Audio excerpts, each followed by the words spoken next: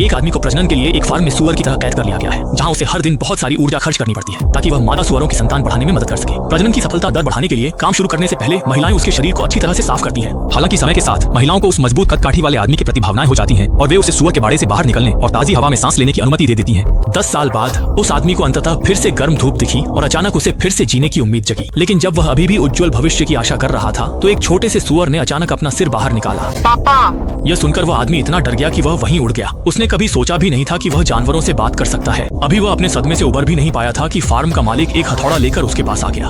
उस आदमी की वफादारी परखने के लिए फार्म मालिक ने उसे सामने खड़ी मादा सुअर को मारने का आदेश दिया। अपने रोज के साथी को देखकर आदमी का दिल नहीं माना और उसने मादा सुअर के लिए रहम की भीख मांगी। इस दयालुता से फार्म मालिक बहुत खुश हुआ और इसी वजह से उसने पहली बार निक को अपने साथ खाने की मेज पर बैठने की इजाजत दी। खाने के बाद टहलते समय निक को कचरे के ढेर में अपनी पुरानी पसंदीदा कार मिल गई और तभी उसके मन में भाग निकलने का ख्याल आया। लेकिन जैसे ही निक ने कार स्टार्ट की, सामने अचानक एक परछाई आ गई, स्पेशल इफेक्ट्स की आवाज, सिर्फ इसलिए कि गाड़ी चलाते वक्त उसने गलती से एक प्रजनन सुअर को कुचल दिया था। फार्म मालिक ने उसे पकड़ लिया और उसे उसी सुअर की जगह प्रजनन के लिए इस्तेमाल करने को कहा। उसे 100 छोटे सुअर पैदा करने होंगे तभी उसे जाने दिया जाएगा। उसे रंगे हाथों पकड़ लिया गया। फार्म मालिक ने उसे एक खंभे से बांध दिया और कोड़े से पीटा। अब अगर वह फिर से भागने की कोशिश करेगा तो यह और मुश्किल होगा। लेकिन उसे यह नहीं पता था कि पिगी ऐसा नहीं सोचती थी।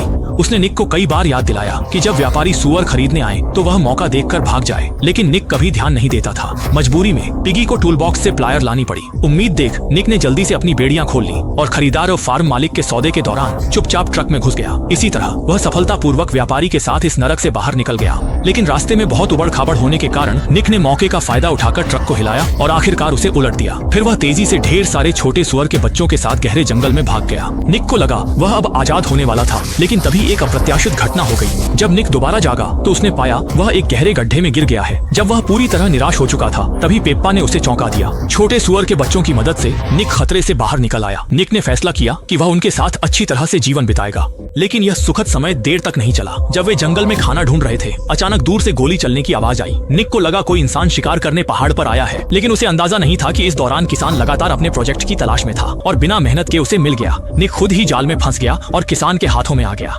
अपने भारी नुकसान के लिए जिम्मेदार इस सुअर को देखकर किसान का गुस्सा 7वें आसमान पर और उसने निक को सजा देने का फैसला किया।